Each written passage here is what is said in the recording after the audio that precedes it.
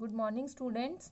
आज का हमारा टॉपिक है आकलन कब करें, अर्थात आकलन की प्रक्रिया जो है वो कब अपनाई जानी चाहिए।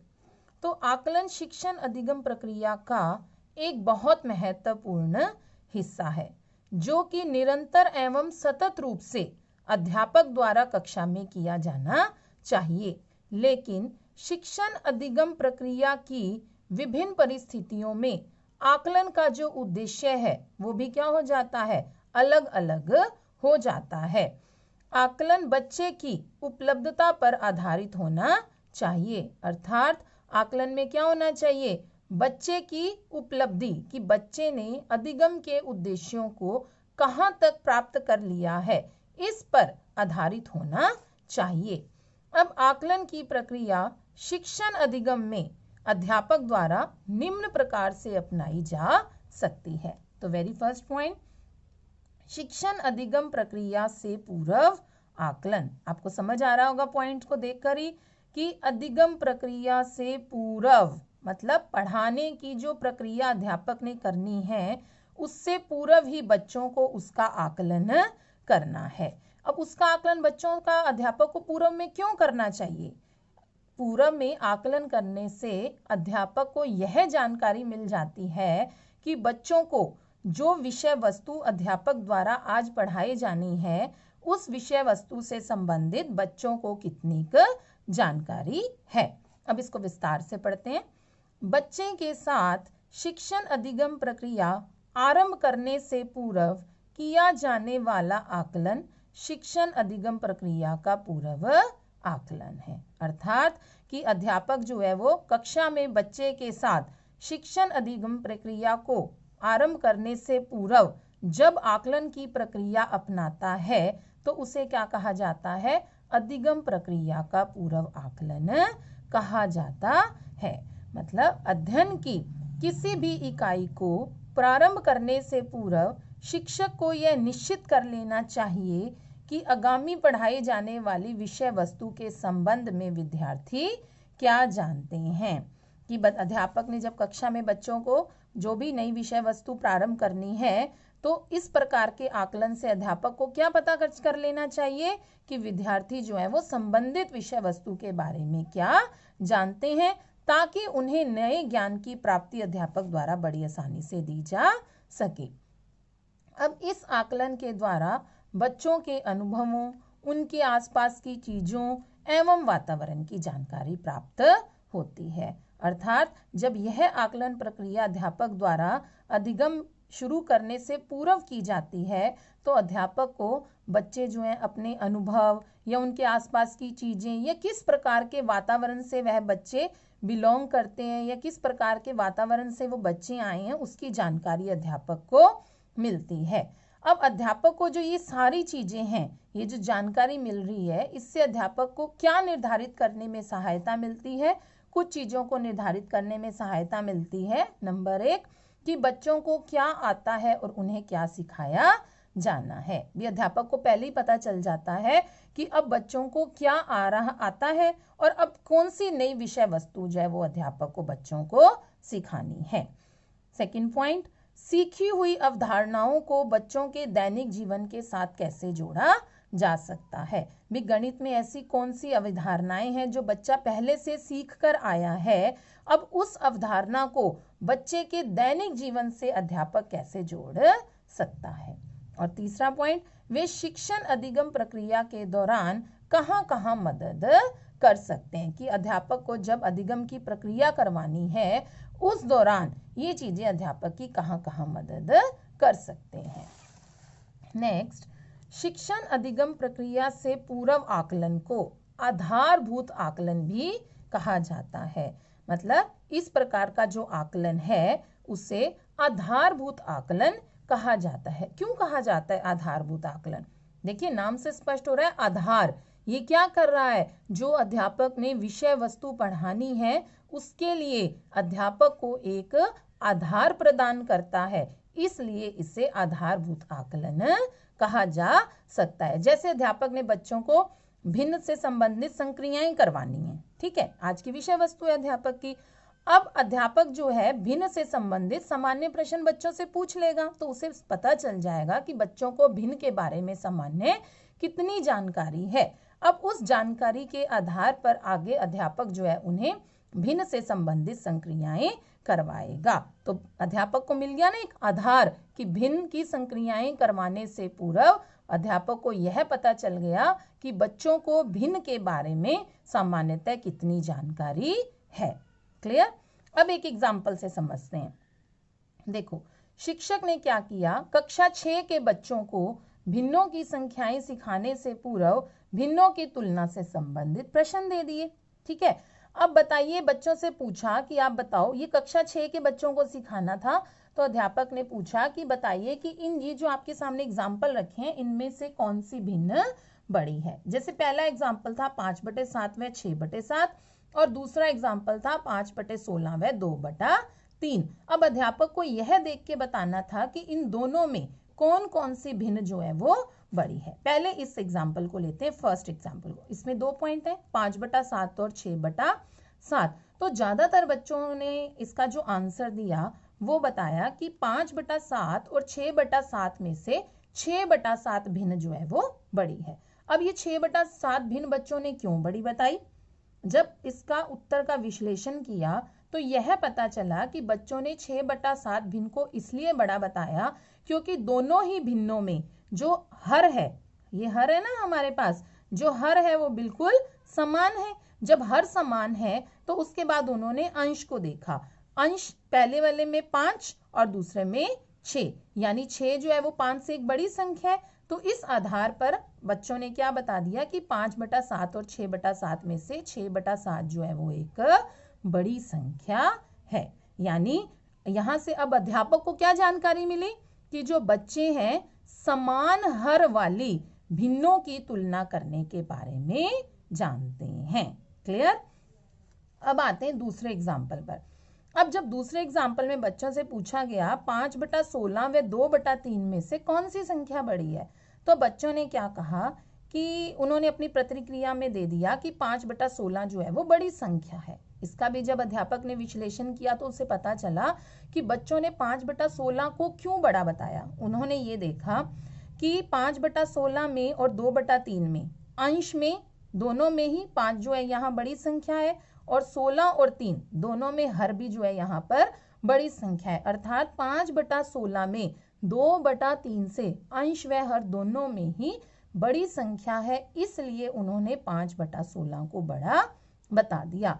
लेकिन वास्तव में ये उत्तर क्या था? गलत। तो यहाँ से बच्चों को, अध्यापक को क्या जानकारी मिली कि बच्चे जो हैं वो असमान हर, अब समान हर नहीं है ना, यहाँ पर 16 है और यहाँ पर 3, यानी कि बच्चे जो है वो असमान हर वाली भिन्नों की तुलना करने के बारे में नहीं जानते हैं। तो अध्यापक को ये पूर्व जानकारी मिल गई ना यहाँ से कि बच्चों को असमान हरों की जो भिन्ने हैं उनकी तुलना करना नहीं आता है। क्लियर? तो ये मैंने यहाँ पर इसके बारे में लिख भी दिया है। ठीक है, अब हमारे पास सेकंड पॉइंट है हमारा शिक्षण अधिगम प्रक्रिया के दौरान आकलन। मतलब यह जो आकलन है वो अध्यापक कक्षा में जब अधिगम की प्रक्रिया स्टार्ट कर देता है उसके दौरान वो बच्चों का आकलन करता है। तो शिक्षण अधिगम प्रक्रिया के दौरान अध्यापक को प्रक्रियात्मक आकलन करना चाहिए। प्रक्रियात्मक आकलन क्यों करना चाहिए? अब अध्यापक जो है वो बच्चों को क्लास में कुछ प्रक्रियात्मक प्रश्न करवाएगा, कुछ प्रक्रियात्मक क्रियाएं करवाएगा, जिनके आधार पर वो बच्चों का अवलोकन करेगा कि बच्चे उन जो विषय वस्तु है उनके प्रति वो क्या प्रतिक्रियाएं अपनी व्यक्त कर रहे हैं। तो इसलिए अध्यापक को सबसे पहले जो अधिगम की प्रक्रिया करनी है उसके दौरान उन्हें प्रक्रियात्मक आकलन करना चाहिए कि मतलब उन्हें बच्चों को प्रश्न हल करने के लिए दे देने चाहिए और फिर उनके बाद उनका आकलन करना चाहिए। दूसरा, अब ये जो आकलन की प्रक्रिया है ये बहुत महत्वपूर्ण क्यों है? यह इसलिए महत्वपूर्ण है ताकि बच्चों की प्रगति के बारे में अध्यापक को पाठ के विकास के दौरान जानकारी मिल सके। ये इसलिए ज्यादा महत्वपूर्ण है कि अध्यापक को बच्चों के बारे में साथ के साथ पता चलता जाएगा कि उन्हें इन प्रश्नों के बारे में या उपयुक्त विषय वस्तु के दौरान कितनी जानकारी प्राप्त हो रही है। जैसे हम छोटा सा एक एग्जाम्पल लेते हैं, अध्यापक ने लाभ हानि का प्रश्न करवाया, समझा दिया, सूत्र बता दिए। अब एक प्रश्न अध्यापक ने करवाया और दूसरा बच्चों को स्वयं हल करने के लिए दिया और उसके बाद उनसे उनके उत्तर पूछे। तो उससे अध्यापक को क्या पता चला कि बच्चे जो हैं उस विषय वस्तु के बारे में कितना ज्ञान प्राप्त कर पा रहे हैं या उपयुक्त विषय वस्तु को करते समय बच्चों को किस तरह की कठिनाई का सामना करना पड़ रहा है। क्लियर? और इस प्रकार की प्रक्रिया के दौरान 3 प्रकार के स्तरों को ध्यान में रखा जाता है। मतलब जब अधिगम की प्रक्रिया के दौरान आकलन किया जाता है उस समय 3 प्रकार के स्तरों को ध्यान में रखा जाता है। तो हमारा सबसे पहला स्तर क्या है कि बच्चा कौशलों एवं समझ के बारे में कोई प्रमाण प्रदर्शित नहीं करता है। अर्थात अध्यापक जो है वो कक्षा में बच्चों को जो भी विषय वस्तु समझा रहा है या जिन भी कौशलों के बारे में जानकारी दे रहा है उनके प्रति बच्चा कोई भी अपना जो रिजल्ट है वो अच्छा नहीं दे पा रहा या वो कोई भी अपनी अभिव्यक्ति जो है वो प्रस्तुत नहीं कर पा रहा। तो इसका क्या मतलब हुआ कि बच्चे को शिक्षक के अत्यधिक सपोर्ट की आवश्यकता है। यानी इस स्तर पर अध्यापक जो है वो बच्चों को जो विषय वस्तु है उसको बहुत ज़्यादा अच्छे से समझाने की आवश्यकता है। यानी बच्चा जो है वो पूर्णतया इस समय शिक्षक पर निर्भर है। द्वितीय स्तर, अब दूसरे स्तर में क्या होगा कि बच्चा कौशल एवं समझ को विकसित करने की प्रक्रिया में है। यानी अब इस स्तर पर आकर बच्चा क्या करेगा कि जो विषय वस्तु अध्यापक द्वारा पढ़ाई जा रही है उस विषय वस्तु को समझने की प्रक्रिया में है। अर्थात उसे शिक्षक के कुछ सपोर्ट की आवश्यकता है। यानी उसे थोड़ी सी शिक्षक की अगर हेल्प मिल जाएगी तो वह उसे बड़ी आसानी से समझ सकेगा। और तृतीय स्तर, बच्चों में कौशल एवं समझ विकसित हो चुकी है। यानी इस स्तर पर आकर बच्चा जो है विषय वस्तु के बारे में अपनी पूर्णतया समझ को विकसित कर चुका होता है। अर्थात शिक्षक के सपोर्ट की आवश्यकता नहीं है। यानी शिक्षक के सपोर्ट की आवश्यकता बच्चों को अब इस स्तर पर नहीं है। अब एग्जाम्पल, उदाहरण से समझेंगे कि शिक्षक असमान हर वाली भिन्नों की तुलना के लिए योजना बनाकर कक्षा कक्ष प्रक्रिया के साथ आकलन करेंगे। देखो पीछे वाले हमने एग्जाम्पल में किया था कि बच्चे जो है वो समान हर वाली भिन्नों के बारे में जानते हैं, ये पूर्व योजना थी ना, अध्यापक को पता चल गया था। और असमान के बारे में, असमान हर वाली भिन्नों की तुलना बच्चे जो हैं वो नहीं जानते। तो अब इस जो हमारा ये वाला शिक्षण अधिगम प्रक्रिया के दौरान वाला जो आकलन है, अब इसमें अध्यापक क्या करेगा, असमान हर मतलब जिनकी हर जो होगी ऐसी भिन्न जिनकी हर अलग अलग होगी उनकी तुलना के लिए योजना बनाएगा। पहले वो बच्चों को एक एग्जाम्पल समझाएगा इससे रिलेटेड और फिर बच्चों को उनसे संबंधित प्रश्नों को हल करने के लिए देगा। जैसे 1/5 व 2/5 में कौन सी भिन्न बड़ी है।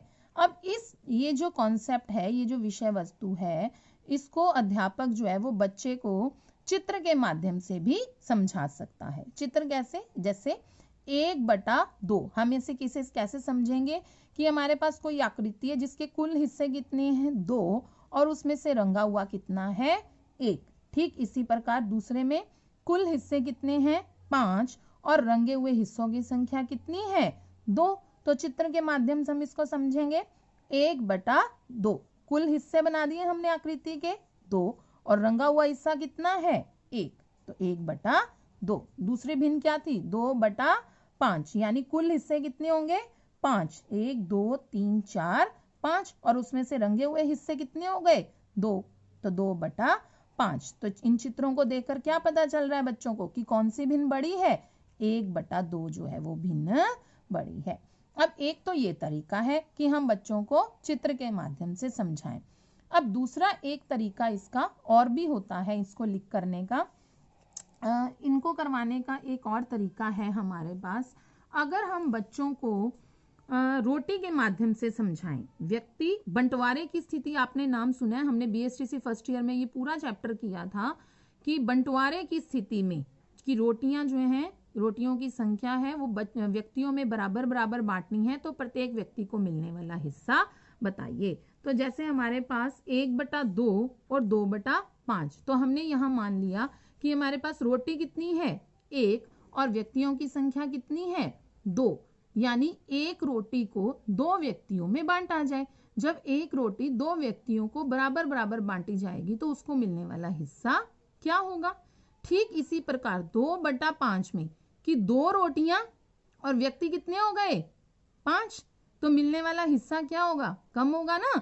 बड़ी आसानी से समझ आ रहा है। देखो, एक रोटी और 2 व्यक्तियों को मिली, आधी एक रोटी 2 व्यक्ति, आधी आधी रोटी मिल गई ना।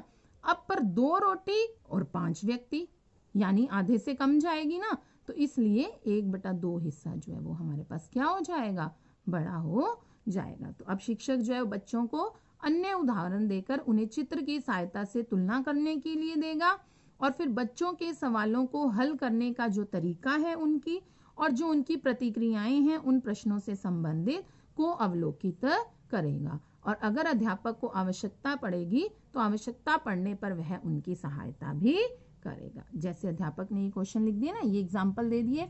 अब ये प्रश्नों का हल जो है वो बच्चे चित्र के माध्यम से या बंटवारे के माध्यम से अपने आप करने की कोशिश करेंगे। तो अध्यापक जो है वो उनके इन सभी प्रश्नों का अवलोकन करेंगे, उनकी प्रतिक्रियाओं को देखेंगे और उनके आधार पर उनका आकलन जो है वो दर्ज करेंगे। क्लियर। अब थर्ड पॉइंट है शिक्षण अधिगम प्रक्रिया के पश्चात आकलन, कि अब जो आकलन की प्रक्रिया अपनाई जाएगी वो कब अपनाई जाएगी, शिक्षण अधिगम प्रक्रिया। शिक्षा अधिगम की प्रक्रिया जो है वो हमारी समाप्त हो जाएगी ना, कि टीचर जो है वो क्लास में बच्चों को जो भी टॉपिक है या जो भी विषय वस्तु है वो समझा देगा, उसके पश्चात वह उसका आकलन करेगा। अब इस प्रकार के आकलन को आप योगात्मक आकलन भी हम कह सकते हैं। क्यों? क्योंकि इसके अंदर अध्यापक अधिगम प्रक्रिया के पश्चात जब आकलन करता है तो इसके अंदर वो बच्चों से विषय वस्तु से संबंधित प्रश्न पूछ सकता है या कोई परीक्षाएं, कक्षा में टेस्ट भी ले सकता है या कोई परीक्षा को भी आयोजित कर सकता है। तो विस्तार पूर्वक पढ़ते हैं कि इस प्रकार के आकलन को शिक्षण अधिगम प्रक्रिया की समाप्ति पर किया जाता है। क्लियर। अब इस स्तर पर क्या होगा कि जो बच्चे की उपलब्धि है उस उपलब्धि को बच्चों को, उनके अभिभावकों को या अन्य भागीदारों को संप्रेषित किया जाता है और इस प्रकार के आकलन को क्या कहा जाता है, योगात्मक आकलन भी कहा जाता है। क्लियर। मतलब ये जो आकलन है कुल मिलाकर जब टीचर ने अपना सारा कार्य समाप्त कर दिया उसके पश्चात वह इस आकलन को करता है। फॉर एग्जाम्पल, अब बच्चों की भिन्न की तुलना की समझ के बारे में कुछ समस्याएं देकर उनकी प्रगति दर्ज की जाती है। देखो, जब हमारा पहला पॉइंट था अधिगम से पूर्व, हमने भिन्नों की तुलना पूछी थी, उसमें हमें पता चला कि बच्चे समान हर वाली जानते हैं और असमान हर वाली भिन्न के बारे में नहीं जानते तुलना करना। फिर हमने अधिगम के दौरान क्या करवाया, बच्चे को असमान हर वाली भिन्न की तुलना करना सिखा दिया। अब तीसरा क्या आ गया हमारा, अधिगम प्रक्रिया के पश्चात। अब पश्चात यानी अब जब अध्यापक वह बच्चे को असमान हर वाली भिन्न की तुलना करना सिखा चुका है तो वह उससे संबंधित बच्चों को कुछ प्रश्न हल करने के लिए देगा और फिर उनकी प्रतिक्रियाएं देखेगा कि वह इन प्रश्नों को कैसे हल कर रहे हैं और उनकी प्रगति को भी दर्ज करेगा। अब बच्चों की प्रतिक्रिया, जैसे एग्जाम्पल 24/11 और 23/12 में कौन से भिन्न छोटी है, तो बच्चों की प्रतिक्रियाएं जो है वो निम्न प्रकार से हो सकती हैं। कैसे? अब बच्चों का देखो सभी का करने का अपना अपना तरीका है। अब किसी बच्चे ने किया कि 24/11 और 23/12 इन दोनों में उसने क्या देखा कि 24/11 में 2 पूर्ण है। 2 पूर्ण कैसे होगा कि 24 में जब 11 का हमने भाग दिया तो 11 दूना 22, 2 एक पूर्ण संख्या आ रही है और उसके आगे पॉइंट्स में वैल्यू आएगी। और इसी प्रकार जब 23/12 में उसने 12 का भाग दिया 23 में तो 12 दूना 24, यानी पूरी 2 पे भाग नहीं जा रहा ना, तो यहाँ पर 2 पूर्ण नहीं है। तो बच्चे ने इस माध्यम से बता दिया कि 24/11 में 2 पूर्ण है और जबकि 23/12 में 2 पूर्ण नहीं है। इसलिए 23/12 जो है वो छोटी संख्या है, छोटी भिन्न है, या फिर 24/11 जो है वो बड़ी भिन्न है। क्लियर? इसी प्रकार अब दूसरे बच्चे ने जब बताना चाहा तो उन्होंने कैसे बताया? उन्होंने कहा कि 24/11 का मतलब है कि 24 रोटियों को 11 बच्चों में बराबर बराबर बांटना है। अगर 24 रोटियों को 11 बच्चों में बराबर बराबर बांटेंगे तो प्रत्येक बच्चे को जो रोटी का हिस्सा मिलेगा, प्रत्येक बच्चे को जो मिलने वाला हिस्सा होगा वो 2 से ज्यादा रोटी होगी। अर्थात एक बच्चे को 2 से ज्यादा रोटी मिलेगी। लेकिन 23/12 का मतलब है 23 रोटियों को 12 बच्चों में बांटना है। अतः प्रत्येक बच्चे को जो रोटी मिलेगी 12 से भाग देंगे ना, 2 रोटियों से कम रोटी मिलेगी। वहां 2 से ज्यादा थी और यहाँ 2 से कम, तो पता चल गया ना कि जो 23/12 है वो छोटी भिन्न है और 24/11 जो है वो बड़ी भिन्न है। Clear students? Thank you.